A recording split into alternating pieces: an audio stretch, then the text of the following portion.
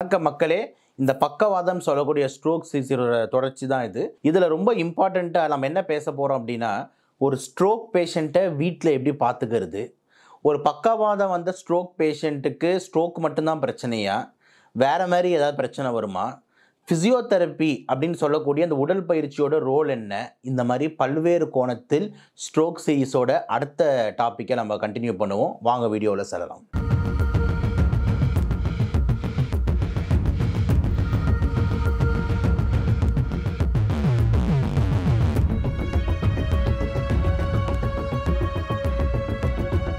ரொம்ப இம்பார்ட்டண்ட்டாக ஒரு சொல்லுவாங்க என்னென்னா, stroke is not a disease of mortality, it is a disease of morbidity அப்படின்னு சொல்லிட்டு ஒரு மெடிக்கல் டேர்ம் இருக்குது. அப்படின்னா என்னென்னா, மார்டாலிட்டின்றது என்னென்னா இறப்பு சதவீதம், இறப்பு. மார்பிடிட்டின்றது என்னென்னா நம்ம இறக்காமல் உயிரோடு இருப்போம், ஆனால் செயலிழந்து இருப்போம். ஸோ மார்பிடிட்டின்றது செயலிழக்கிறது, மார்டாலிட்டின்றது இறக்கிறது. ஸோ ஸ்ட்ரோக்குன்றது, அதாவது பக்கவாதம்ன்றது ஒருத்தரை சாகடிக்கும் நோய் இல்லை, ஒருத்தரை முடக்கிற நோய் அப்படின்ற மாதிரி மெடிக்கலில் ரொம்ப அழகாக டெக்ஸ்ட் புக்கில் எழுதியிருப்பான். 100க்கு 100 உண்மை. பல்வேறு மக்கள் வந்து பார்த்திங்கன்னா முடங்கி இருக்காங்க இந்த நோயால். வீட்டில் இருக்காங்க, உயிரோடு இருக்காங்க, ஆனால் அவங்களால எந்த வேலையும் செய்ய முடியாது, அவங்களே சாப்பிட்டுக்க முடிய மாட்டேங்குது. நிறைய பேர் டாய்லெட்டு கூட ஒருத்தவங்க ஹெல்ப் பண்ண வேண்டியதாக வந்துட்டு இருக்குது. சாப்பாடு ஸ்பூனில் ஊட்ட வேண்டியதாக இருக்குது. நினச்சபடி கல்யாணத்துக்கோ காட்சிக்கோ வெளியே போக முடிய மாட்டேங்குது, நடமாட முடிய மாட்டேங்குது, வீல் சேரில் போக வேண்டிய ஒரு சூழ்நிலை. இந்த மாதிரி பல்வேறு ஒருத்தரை முடக்கி வச்சுருக்காங்க. ஒரு மனிதர்களுக்கு சந்தோஷன்றது என்ன? ஜாலியாக போகணும், நடக்கணும், வேலையை செஞ்சுக்கணும், அவங்களே சாப்பிட்டுக்கணும், போகணும், அப்போ தானே ஒரு வி வில் ஃபீல் குட். ஆனால் இவங்களுக்கு அந்த மாதிரி வந்து இல்லாமல் முடங்கி இருக்கிற மாதிரி ஒரு சூழ்நிலைன்றது தான் இந்த மார்பிடிட்டி, இந்த ஸ்ட்ரோக்கில் அதிகம் அப்படின்றது தான் இம்பார்ட்டண்ட்டாக பார்க்க வேண்டிய விஷயம். அப்போது என்ன மாதிரியான சிக்கல்கள் வருது, அதுதான் நம்ம வந்து இந்த டாப்பிக்கில் பேச போகிறோம். அதே மாதிரி எப்படி அதை கொஞ்சம் தீர்வு காண முடியும் அப்படின்னு சொல்லிட்டு. ஸோ இந்த பக்கவாதம் வந்த பேஷண்ட்டுக்கு என்ன மாதிரியான சிக்கல்கள், அதாவது காம்ப்ளிகேஷன்ஸ் நடக்க வாய்ப்பு இருக்குது அப்படின்னு எடுத்துக்கிட்டோம்னா, தலையிலேருந்து கால் வரைக்கும் சொல்லிகிட்டே போகிறாங்க. இப்போது அவங்களால அவங்களோட ஹைஜீனை பார்த்துக்க முடியாது. ஹைஜீன் என்னது? அந்த செல்ஃப் கிளீனிங்னு சொல்லுவோம்ல, சுத்தமாக வச்சுக்கிறது. அந்த சுத்தமாக வச்சுக்கிறது அவங்களால அந்தளவுக்கு ஈஸியாக பார்த்துக்க முடியாது. ஏன்? இவங்களுக்கு என்ன பிரச்சனை? ஒரு சரி கை வராது, கால் வராது, இப்படியே இருப்பாங்கன்னு சொல்லிட்டு முதல் வீடியோவில் பேசியிருந்தோம். அப்போ அந்த மாதிரி இல்லாத போது அவங்க வந்து கொஞ்சம் ஹைஜீன்லாம் மெயின்டைன் பண்ணுறது கஷ்டப்படுவாங்க. அவங்களுக்கு பவர் இருக்காதுன்னும் போது யார் அவங்களுக்கு கரெக்டாக பல் விளக்கி விடுவா, யார் அவங்களுக்கு டெய்லி கரெக்டாக குளிப்பாட்டுவா, இந்த மாதிரிலாம் கேள்வி வருதுல்ல. அப்போது சரி சார், ஒரு ஆள் போட்டு வளர்க்குறாங்கன்னா எந்த அளவுக்கு கரெக்டாக வளர்க்குவாங்க? சில வீட்டில் கண்டுக்கிறதே இல்லை, எப்பயாவது ஒரு வாட்டி வளர்க்குவாங்க. அப்போது இவங்களுக்கு வாயில் நிறைய புண்ணுகள் வர வாய்ப்பு இருக்குது, வாய் துர்நாற்றம் அதிகமாக வாய்ப்பு இருக்குது, பல்லில் கெட்டு போய் சீல் பிடிச்சி அந்த பல்லு சொத்தையாக வாய்ப்பு இருக்குது. இந்த மாதிரி விஷயம்லாம் ஓரல், அதாவது வாயில் வரக்கூடிய பக்க விளைவுகள் இந்த பக்கவாதத்தினால. அதே மாதிரி வந்து பார்த்திங்கன்னா தலைக்கு நம்ம நினச்ச மாதிரி நம்ம நினச்சா டெய்லி குளிச்சுப்போம். ஆனால் இவங்களாம் குளிக்காததுனால ஸ்கேல்ப் இன்ஃபெக்ஷன், டேண்ட்ரஃபு, பேன்கள் இதெல்லாமும் தலையில் வந்து அதிகமாக நிறைய பேஷண்ட்ஸுக்கு வந்து வர வாய்ப்பு இருக்குது. ஏன்னா ப்ராப்பர் கேர் இல்லாததுனால. அப்போ தலை வாயே இந்த லெவலில் இருக்குன்னா, அப்போ யோசிச்சு பாருங்கள், யூரின் போகிற இடம், மோஷன் போகிற இடம்லாம் ஒரு ஹைஜீன் ப்ராப்பராக இல்லைன்னா யூரின் இன்ஃபெக்ஷன் ஆகுமா ஆகாதா? மோஷன் போகிற இடத்துல வந்து இன்ஃபெக்ஷன் ஆகலாமா ஆகக்கூடாதா? எல்லாத்துக்கும் வாய்ப்புகள் கூடும். அப்போ யூரின் இன்ஃபெக்ஷன் இந்த மாதிரி பேஷண்ட்ஸுக்கு அதிகமாகும். அதே மாதிரி மோஷன் போகிற இடத்துலையும் வந்துட்டு புண்ணுகள், இன்ஃபெக்ஷன் வர்றதுக்கு வாய்ப்பு இருக்குது. இது எல்லாமே பக்க விளைவுகள் லிஸ்ட்டில் ஆட் ஆகிட்டே போதுங்க. அதே மாதிரி இந்த மாதிரி பேஷண்ட்ஸ் வந்து பார்த்திங்கன்னா படுத்த படுக்கையாகவே இருப்பாங்க. ஏன்? அவங்களால பவர் இல்லாதனால. நம்ம வந்து பாருங்கள், ஒந்திரிச்சு இப்படி படுப்போம், ஒந்திரிச்சு அப்படி படுப்போம், கை அசைப்போம், கால் அசைப்போம், போவோம் வருவோம், இந்த மாதிரி எல்லா வேலையும் செய்வோம். இவங்க அப்படியே முடங்கியே இப்படியே படுத்துக்கிட்டு இருக்காங்க. அப்போது படுத்த படுக்கையாக அப்படியே இருக்கும் போது என்ன ஆகுதுன்னா, ப்ரெஷர், எங்கே ப்ரெஷர்? நம்ம இடுப்பு பகுதிக்கும் அந்த பெட்டு மெத்தைக்கும் நடுவில் ஒரு ப்ரெஷர் உண்டாகுது. அந்த ப்ரெஷர் ரொம்ப நேரமாக இருக்க என்ன ஆகுதுன்னா, நம்ம தசைகளில் பின்னாடி இருக்கிற நம்மளோட இடுப்பு தசைகளில் ப்ரெஷர் ஏறி ஏறி ஏறி ஏறி ஒரு லெவலில் போயிட்டு சின்னதாக வெடித்து ஒரு வீரல் விடுது. இது பேர் தான் ப்ரெஷர் சோர் அப்படின்ற மாதிரி சொல்லுவோம். அதாவது என்னென்னா, அழுத்தத்தினால வரக்கூடிய புண்ணுகள் அப்படின்ற மாதிரி சொல்லுவோம். காந்த புண்ணுகள் எப்படி வேணால் நீங்கள் சொல்லிக்கலாம். ப்ரெஷர் சோர் அப்படின்ற மாதிரி சொல்லுவோம். ஸோ அப்படி படுத்துக்கிட்டே இருக்கும் போது எந்த விதமான மூமெண்ட்டே இல்லைன்னும் போது பின்னாடி புண்ணுகள் வர வாய்ப்பு இருக்குது. சரி சார், புண்ணு வந்தால் என்ன ஆகும்? புண்ணு வந்தால் என்ன ஆகும்னா அதுக்கப்புறம் அது ஆறாது. ஏன்னா இவங்க மோஷனு, இந்த மோஷன் இந்த சென்ஸ், இந்த இது ரெஸ்ட் ரூம் மோஷன் திரும்புறத சொல்கிறேன். இந்த மாதிரி மோஷன் எந்தமே அவங்க வந்து திரும்பி படுக்காமல் எதுவுமே பண்ணாததுனால அந்த புண்ணுகள் சைஸ் சின்னதாக ஆரம்பிச்சது அப்படியே பெருசாகி பெருசாகி பெருசாகி பெருசாகி பெரிய புண்ணுகளாக மாறிடுது. இந்த புண்ணுகள் வந்தால் கிருமிங்க சும்மா இருக்குமா? கிருமிங்க சும்மாவே என்ட்ரன்ஸுக்கு குதிக்கும்ல. தோல் இருக்கிறதுனால நம்மளால் தப்பிக்கிறோம். தோலில் சின்ன வீரல் வந்தால் கிருமிகள் உள்ளே போகிறது. அப்போ அந்த புண்ணு இன்னும் சீல் பிடிக்குது, இன்னும் பெருசாகுது. திருப்பி அது ஒரு துர்நாற்றத்தை பின்பகுதியில் ஆரம்பித்து சீல் டெய்லி கொட்டுது. அப்போது எவ்வளவு சிக்கல்கள் இந்த மாதிரி பேஷண்ட்ஸுக்குன்னு யோசிச்சு பாருங்கள். அதே மாதிரி இந்த பக்கவாதம் பேஷண்ட்ஸ் அப்படின்னு எடுத்துக்கிட்டோம்னா, நான் தான் சொல்லியிருந்தேன், ஒரு சைடு வாய் வந்து கோணி இருக்கும்ன்ட்டு. அப்போ இந்த சைடு எல்லாம் வீக்காக இருக்குன்னு அர்த்தம். அப்போ அது மட்டும் கோணாது. இந்த கண்ணும் வந்து பார்த்தீங்கன்னா ஒரு சைடு அவங்களால பிளிங்க் பண்ண முடியாது. ஸோ கண்ணும் வந்து பார்த்தீங்கன்னா ஓப்பன்லேயே இருக்கும். அப்போ கண்ணு ஓப்பன்லேயே கொஞ்சம் இருக்கிறதுனால சில நேரத்தில் என்ன ஆகுதுன்னா கண்ணு ட்ரை ஆகி கெரட்டைட்டிஸ், கண்ணில் வந்து வரக்கூடிய இன்ஃபெக்ஷன், கன்ஜங்டிவைட்டிஸ் இதோட இன்சிடென்ட்ஸும் அதிகமாகுது. ஸோ இப்போ எவ்வளவு பக்க விளைவுகள் சொல்லிகிட்டே போகிறோம் பாருங்கள். இதெல்லாம் தாண்டி இவங்க சைடு ஒரு சைடு கை கால் வரலைன்றதுனால அந்த கைகளோட தசையோட சைஸே சின்னதாயிட்டே வருது. எந்த விஷயமா இருந்தாலும் அப்படி தானே, நம்ம யூஸ் பண்ண தான் வந்துட்டு அது நல்லா ஆக்டிவ் கண்டிஷனில் இருக்கும். யூஸ் பண்ணாமல் விட்டோம்னா அது அப்படியே சுருங்கி போயிடும். அதனால தான் சொல்லுவோம் டெய்லி படிங்க, டெய்லி எதாவது பண்ணுங்க, ஸோ தட் மூளையை யூஸ் பண்ணுங்க, ஸோ மூளை டியூன் ஆகும். வண்டியை கூட பாருங்கள், அப்படியே போட்டு வைக்காத, டெய்லி வண்டி ஆன் பண்ணி முறுக்கு இன்ஜின் ஓடணும்னுவாங்க. எல்லாம் அதே தான். அப்போது ஒரு சைடு கை கால் வரவே இல்லை, அப்படியே தான் உட்காந்துருக்காங்கன்னா அந்த கை என்ன ஆகுதுன்னா அந்த மசில்ஸ்லாம் அப்படியே சுருங்கி போய், கால் மசில்ஸ்லாம் சுருங்கி போய் அது எல்லாமே வந்து ஒரு மாதிரி இருப்பா அப்படியே ஒல்லியாக இந்த மாதிரி ஒரு கெட்டப்பில் வந்துடுது. சைஸ் எல்லாம் சின்னதாகி. அப்போது எவ்வளவு பக்க விளைவுகள் இந்த பக்கவாத பேஷண்ட்ஸ்க்கு வருதுன்றதை நீங்களே கொஞ்சம் எண்ணிக்கோங்க. சும்மா அப்படி பேசும்போது ஆரம்பித்தாலே தலையில் வந்து பேனு, டேண்ட்ரஃபில் ஆரம்பிச்சு கண்ணில் வந்து பார்த்திங்கன்னா வந்து அந்த கன்ஜங்டிவைட்டிஸ், கண்ணில் வந்து இன்ஃபெக்ஷன் ஆகிறது சொன்னேன். வாயில் வந்து இன்ஃபெக்ஷனு, துர்நாற்றம், வாயில் சீல் பிடிக்கும், இவ்வளோ விஷயங்களை பேசுகிறோம். அதே மாதிரி பின்னாடி முதுகு பகுதியில் இன்ஃபெக்ஷன், புண்ணு, அது ஒரு பெரிய சிக்கல். அது அவ்வளோ சீக்கிரம் ஆரவும் வராது. அதுவும் நீங்கள் சுகர் பேஷண்டாக இருந்தீங்கன்னா முடிஞ்சுன்னு அர்த்தம். பல பேர் இறந்தே போயிருக்காங்க அந்த பின்னாடி இருக்கிற முதுகு புண்ணுனால. யூரின் போகிற இடத்துல இன்ஃபெக்ஷன், பின்னாடி போகிற இடத்துல ப்ராப்ளம், இந்த மாதிரி எல்லா சிக்கல்களும் காம்ப்ளிகேஷனும் இந்த பக்கவாதத்தினால ஏற்படுது. காம்ப்ளிகேஷன்ஸ் அப்படின்னா இவ்வளவு சொல்லலாம் நம்ம. அப்போது யோசிச்சு பாருங்கள், இந்த ஸ்ட்ரோக் பக்கவாதன்றது ஆள் உயிரோடு இருக்காங்க, ஆனால் எவ்வளோ முடக்குது ஒருத்தரை அப்படின்றத தான் நம்ம ஊர்ந்து கவனிக்கணும் அப்படின்றது நம்மளோட பார்வை. சரி, அப்போ இந்த மாதிரி விஷயங்கள்லாம் வராமல் கொஞ்சம் தடுத்துக்கிறதுக்கு எப்படி சார், என்ன சார் பண்ணலாம் அப்படின்னும் போது தான் இங்கே ரொம்ப முக்கியமான விஷயம். ஸ்ட்ரோக் பேஷண்ட்டை, அதாவது பக்கவாத பேஷண்ட்டை ஒரு குழந்தை மாதிரி பார்த்து கொள்ளணும். ரொம்ப ரொம்ப முக்கியம். இவங்கள குழந்தை மாதிரி பார்த்துக்கணும். அதுவும் எஸ்பெஷலி அந்த பக்கவாதம் வந்த அடுத்த 3லேருந்து 6 மாதங்கள் ரொம்ப ரொம்ப முக்கியம். அந்த 3லேருந்து 6 மாதங்களுக்குள்ள அவங்கள நார்மல் லெவலுக்கு கொண்டு வரதுக்கு குடும்பத்தினர் முயற்சிகள் பயங்கரமாக மேற்கொள்ளணும்.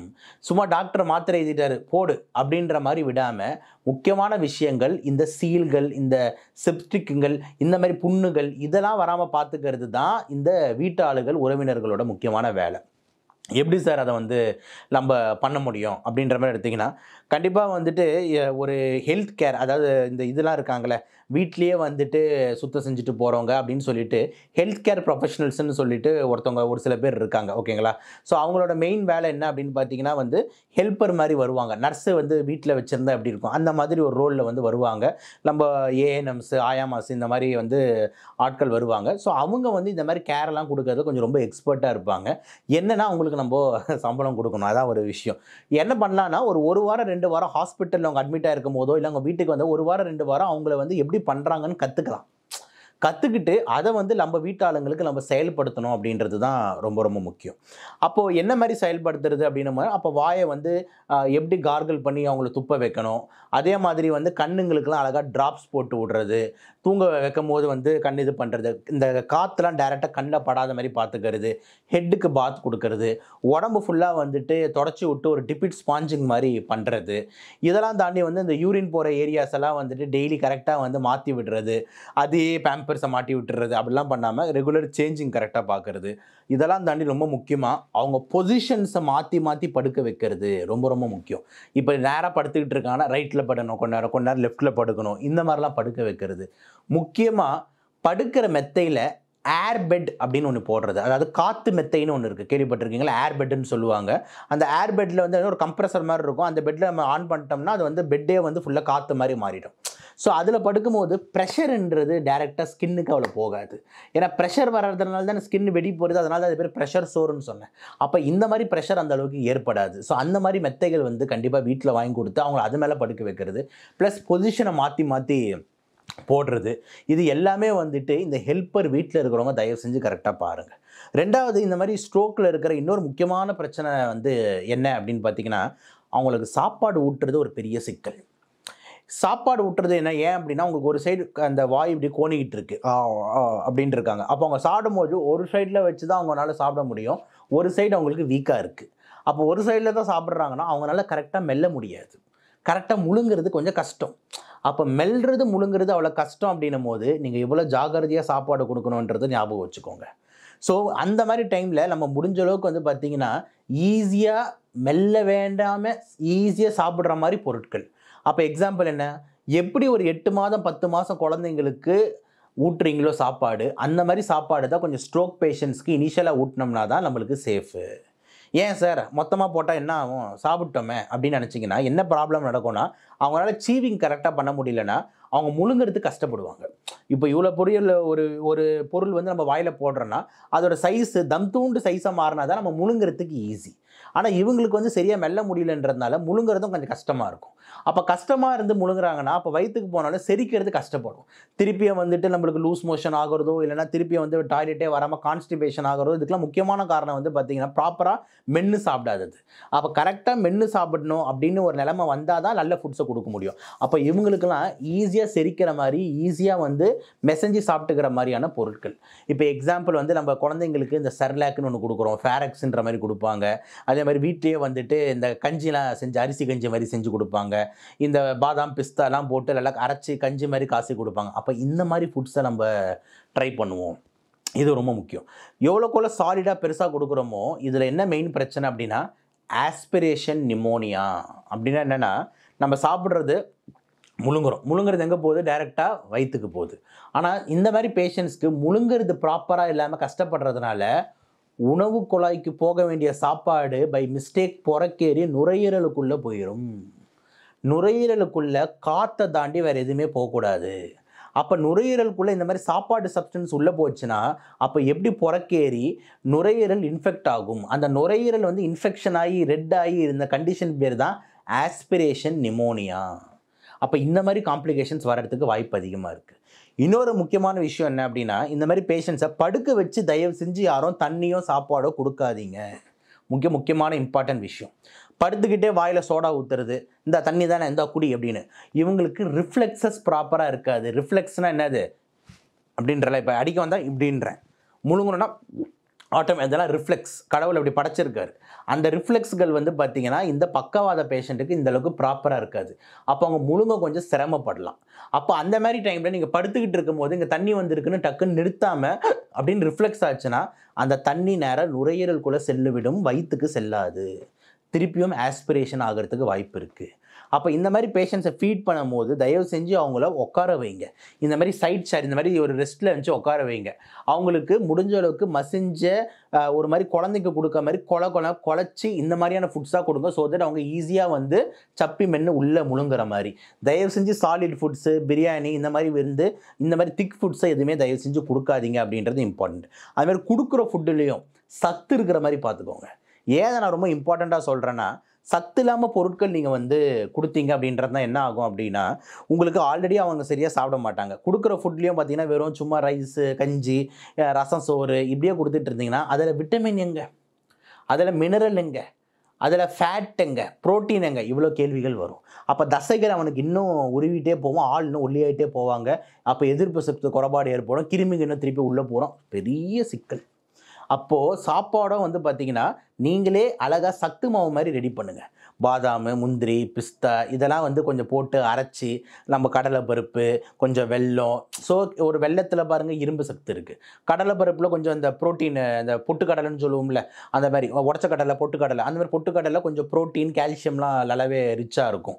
அதே மாதிரி நம்ம பாதாம், முந்திரி, பிஸ்தாலாம் நல்லாது. கொஞ்சம் பழங்கள், கொஞ்சம் பழச்சாறுகள், ஒரு ஆப்பிள் துண்டு, மாதுளை துண்டு, இதெல்லாம் போய் விட்டமின்ஸ் இதெல்லாம் போட்டு ஒரு அரைச்சி ஒரு தண்ணியெல்லாம் ஊற்றி ஒரு அப்படியே ஒரு அல்வா மாதிரி காசிட்டு அதை நம்ம கொடுத்தோம்னா அதில் எவ்வளோ நியூட்ரிஷன் இருக்கும்னு யோசிச்சு பாருங்கள். அப்போ இந்த மாதிரி ஃபுட்ஸை தயவு செஞ்சு பால் மாறாமல் நீங்களே தயாரித்து இந்த மாதிரி பக்கவாதம் பேஷண்ட்டு கொடுக்கறது வந்து பெட்டர் ஆப்ஷன்.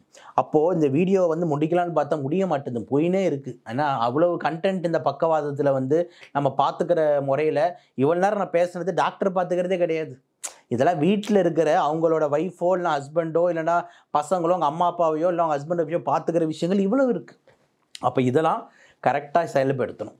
இல்லைனா ஈஸியாக ஏதாவது ஒரு நோய் உள்ளே பூந்து இவங்களை காலி பண்ணுறதுக்கு காத்துக்கிட்டு இருக்குது. யூரின் இன்ஃபெக்ஷன் ஆகவோ, பின்னாடியிலேருந்து புண்ணு வந்து இன்ஃபெக்ஷன் ஆகவோ, அந்த ப்ரெஷர் சோர் இன்ஃபெக்ஷன் ஆகவோ, ஏதாவது ஒன்று நடக்கிறதுக்கு வந்து வாய்ப்புகள் இந்த ஸ்ட்ரோக் பேஷண்ட்டுக்கு அதிகமாக இருக்குது. அப்போது இவ்வளவு நேரம் பேசிக்கிட்டு இருக்கோம், ஆனால் முடியல. இன்னொரு இம்பார்ட்டண்ட் ஆங்கிள் இருக்குது. அந்த ஆங்கிள் வந்துட்டு இந்த வீடியோவில் சொல்கிறதுக்கு சத்தியமாக டைம் இல்லை. திருப்பி நெக்ஸ்ட் வீடியோவில் சொல்லுவோம். என்னென்னா ஃபிசியோதெரப்பியோட ரோல் என்ன, அதை கண்டிப்பாக நம்ம பேச வேண்டியது இருக்குது. கண்டிப்பாக அடுத்த வீடியோவில் நம்ம அதை பேசுவோம். ஸோ ஓவராலாக இப்போ இந்த வீடியோவில் நம்ம ஸ்ட்ரோக் சீரீஸில் பேசுனது என்னென்னா, இந்த ஸ்ட்ரோக் பேஷண்ட்டை நம்ம எப்படி பராமரிச்சுக்கணும் அப்படின்னு சொல்லிட்டு பல்வேறு ஆங்கிளில் சொல்லியிருக்கேன். ஸ்ட்ரோக் பேஷண்ட்டுக்கு ஸ்ட்ரோக் அந்த பக்கவாதம் மட்டும் பிரச்சனை கிடையாது. உடம்புல பல விஷயங்கள், பல காம்ப்ளிகேஷன்ஸ், பல பின்விளைவுகள் இந்த ஸ்ட்ரோக்னால் ஏற்படும்னு சொல்லிட்டு அதை விரிவாக பார்த்துருக்கோம். இவ்வளோ விஷயங்கள் இந்த வீடியோவில் பார்த்துருக்கோம். கண்டிப்பாக இந்த வீடியோ உங்களுக்கு ரொம்ப ரொம்ப இம்பார்ட்டண்ட் வீடியோ, ரொம்ப ரொம்ப யூஸ்ஃபுல் வீடியோ. தயவு செஞ்சு எல்லார் சீனியர் சிட்டிசன்ஸு, எல்லா அந்த மிடில் ஏஜ் பர்சன்ஸ்க்கெலாம் ஷேர் பண்ணுங்கள். ஏன்னா யார் வீட்லேயோ ஒரு 100ல் ஒரு 10 வீட்லேயாவது இந்த மாதிரி இந்த ஸ்ட்ரோக் அட்டாக்கான பேஷண்ட்ஸ் வந்து இருக்கிறாங்கன்னு சொல்லிட்டு சென்சஸ் அண்ட் சர்வேஸ் வந்து சொல்லுது, ஸ்டாட்டிஸ்டிக்ஸ் சொல்லுது. ஸோ தயவு செஞ்சு இந்த ஸ்ட்ரோக் பேஷண்ட்ஸை எப்படி பார்த்துக்கணும் அப்படின்னு சொல்லிட்டு எளிய முறையில் தமிழில் புரிகிற மாதிரி நம்ம மக்களுக்கு வந்து கொடுத்துருக்கேன். எல்லாமே எஜுகேஷனல் நோக்கம். மக்கள் நீங்கள் உங்களை பார்த்துக்கணும் அப்படின்ற ஒரு நல்ல நோக்கத்தினால தான் இந்த வீடியோஸ்லாம் கொடுக்குறோம். மீண்டும் அடுத்த ஸ்ட்ரோக் சீரீஸில் அடுத்த வீடியோவில் ஃபிசியோதெரப்பி ரோலை வச்சு எப்படின்னு சொல்லிட்டு சந்திப்போம். அதுவரை இன்னொரு வீடியோவில் சந்திப்போம். நன்றி, வணக்கம்.